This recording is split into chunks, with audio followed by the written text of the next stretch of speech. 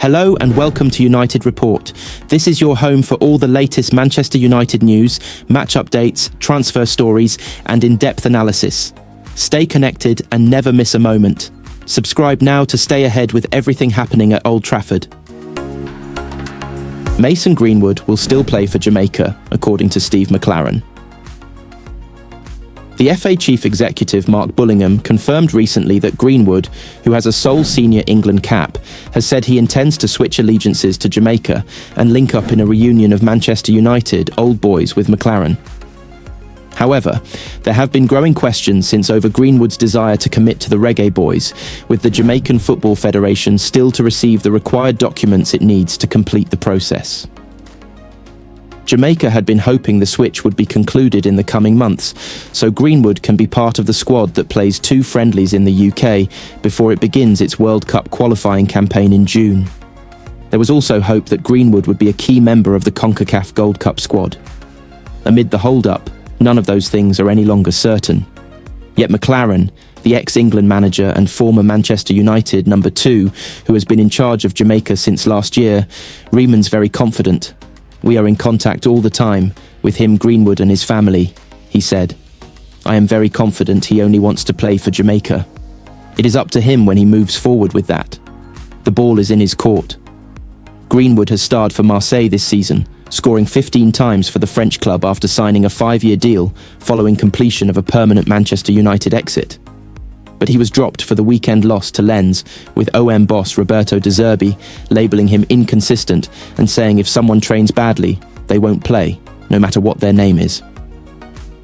De Zerbi said last week that he expected more from, announcing "I wanted him here.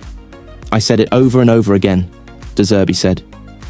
"He was the first player I contacted, even before I signed for OM. I had already spoken to his father. No one can have more respect for him than I do.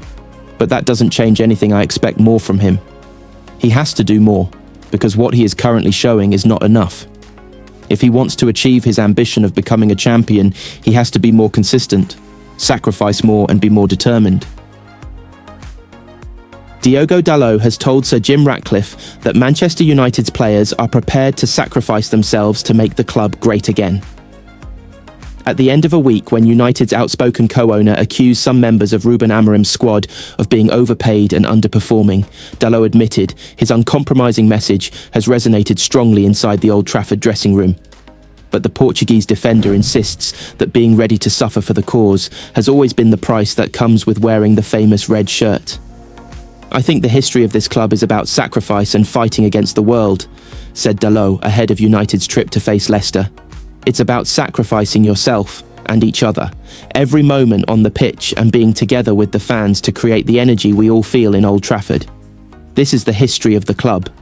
If you want to be successful, you have to have that desire to try to do everything on the pitch. Whether you like it or not, the attitude has to be there. It is clear that when we are 14th or 15th in the league, we are not doing what we should. If we want to put Manchester United back on top, we need to do much better. Ultimately, this club will only progress through what we do on the pitch, so we are all responsible for the future and the momentum. We know that we have that responsibility, but we want to take it. The pressure is high, but we are Manchester United players for a reason." Amorim has been unable to win games on a consistent basis after replacing Erik Ten Hag with a mandate to bring a new playing philosophy to the club. Dalot believes United are now on an upward trajectory after a 6-game run, where the only defeat has been the penalty shootout loss to Fulham. But he has told the Ineos group that has been put in charge of football operations at the club that having to navigate bumps in the road are a consequence of the changes they are bringing in. Dalot said, "If you are a top footballer, you need to be able to change things quickly. But obviously it does take time because we have been playing in the last few years in a different way. You can see this is a period of change, especially since Ineos have come in. The club wants to go in a direction. They want to rebuild Manchester United and put Manchester United back on top. I hope in the next couple of years we can go there. I think you are now seeing a much better team than a couple of months ago." He added, "When we talk about needing time, we aren't saying that just to buy time. I think it is something that is going to happen. Obviously, it is difficult when you play for a club like this because you must improve by always winning. The pressure is always high to win every game, and when results don't come, it's difficult to show progress. But I think in the last couple of games you have seen something different. There have been different styles of play, but overall we are improving, I think. It's something everyone can see, but results will ultimately show our position. Paul Pogba has been backed to return to the highest level by France head coach Didier Deschamps, despite the former Manchester United midfielder's inability to find a club since completing his doping ban. Les Bleus chief Deschamps has been in contact with Pogba in recent weeks after the World Cup winner served an 18-month suspension for ingesting a banned substance that led to a heightened level of testosterone. He was initially handed a 4-year ban, but the Court of Arbitration for Sport reduced it upon appeal, finding that the offence was not intentional. Pogba, who turned 32 years old on Saturday, was officially allowed to return to action last week, though he would have been free to train with a new club since earlier this year. However, he is still waiting to agree a deal with a new club. Rumours of a third stint with United have carried little substance, and he has recently been linked with a move to Major League Soccer, including David Beckham's Inter Miami. Pogba is determined to play for France again, and Deschamps is willing to keep the door open once he can prove his form for a new club first. He's supposed to be able to play again, but he doesn't have a club. We're talking, and I won't tell you the details, Deschamps said ahead of France's two-legged UEFA Nations League quarter-final against Croatia next week. Yes, he has the ability and the mentality to return to the highest level. It won't happen overnight, but for the moment, he hasn't made a decision. We'll see.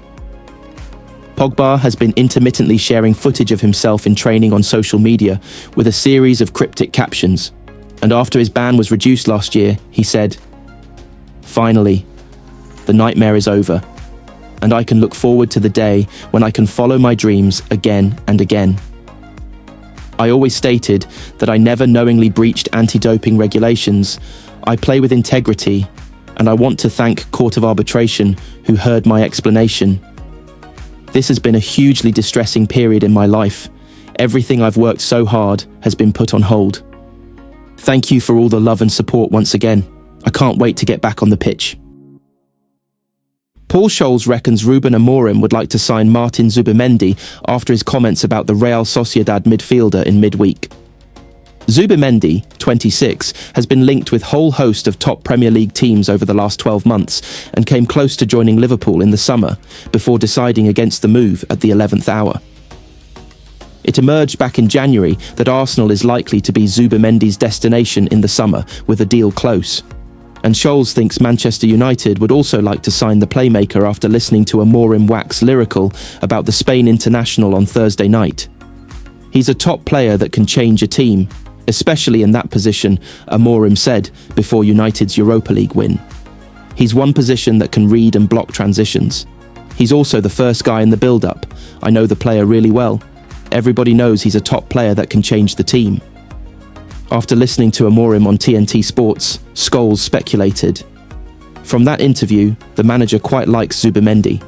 If we sell 3 or 4 players, we might be able to buy him, but tonight's a big night." Zubimendi is known to have a £51 million release clause in his contract. United are likely to be in the market for midfielders with question marks over the future of Christian Eriksen and Casemiro, but their financial situation is bleak. Amorim has broadly worked with the squad he inherited from Erik ten Hag, with Patrick Dorgu and Aiden Heaven, the only senior signings made by the club in January. The club's chief executive, Omar Barada, insisted Amorim would have cash to spend this summer before Thursday night's Europa League success, even if they fail to qualify for Europe altogether. "We speak to Ruben Amorim very frequently. Ruben has a good relationship with Jason Wilcox. They both share the vision of how they want to see the team playing." He continued, "It is about planning properly for the summer transfer window and having a clear idea of what players we want to bring in. We're making some big efforts to get us in the best financial position. Even if we're outside of Europe, I think we will be in a position to invest in the squad. Our ambition is to win tonight and win the Europa League and be in the Champions League, which is where I think we belong." In football, small decisions can have big ramifications. Superstition is as much a part of the game as half-time pies, but it doesn't always lead to a consensus, especially at Manchester United. Not for the first time this season, Ruben Amorim and Marcus Rashford find themselves on opposite sides of the aisle this time, over which end of Old Trafford United should attack first if they win the coin toss. According to The Athletic, Amorim has instructed his players to shoot towards the Stretford end, typically United's loudest stand in the first half. This is because statistics show they tend to score less, concede more, and pick up fewer points when attacking the Stretford end after the break. Rashford, however, has spoken in the past about the impact facing the Stretford end has when you are suffering, arguing that the roar of the crowd gives players an extra boost, especially when they're running on fumes. It is an amazing feeling. Second half, going and playing towards that Stretford end, he told MUTV in 2023. When you are tired and you are in pain and you are suffering, you want to be going towards that Stretford end. 100%. With United staring down the barrel of their worst domestic finish to a season in over 50 years, Amorim seems prepared to try anything to reverse their fortunes. While choosing to attack the Stretford end first might feel counterintuitive, the statistics paint an undeniable picture. Since the 2016-17 season, United have averaged 2.3 points per game when facing the Stretford end first, compared to 1.8 when doing so in the second half. The difference extends to goals as well. The club have scored 2.2 per game when attacking the Stretford end first, versus 1.7 when attacking it after the break. Defensively, the trend continues, with United conceding just 0.8 goals per game in the first half Stretford end setup, compared to 1.1 when playing that way in the second half. Amorim also believes that attacking the Stretford end first could help United's habit of starting matches slowly. Of their 28 Premier League games this season, the Red Devils have conceded first in 17 of them and have gone on to lose 12. They've also been beaten 7 times at home already, this term more than the club have ever suffered in a single Premier League season before. Rashford, who fell out with Amorim after being left out the Manchester derby in December, left United to join Aston Villa in January, temporarily ending his 20-year association with the club. He's made a bright start to life at Villa Park, with 4 assists in his first 9 matches, though is yet to get on the score sheet. His improved form, however, has earned him an England recall for Thomas Tuchel's squad this month. Villa face United at Old Trafford on the final day of the season, though Rashford will play no part in the fixture as he'll be ineligible to feature due to the terms of his loan agreement. On Wednesday, the 27-year-old helped his new club book their place in the Champions League quarter-finals following their 3-0 win over Club Brugge, which confirmed a 6-1 aggregate victory. They will face PSG in the last 8, and victory there would set up a semi-final clash with either Arsenal or Real Madrid. United, meanwhile, trounced Real Sociedad 4-1 on Thursday to seal a 5-2 aggregate win, as well as passage to the Europa League quarters, where they'll face Lyon.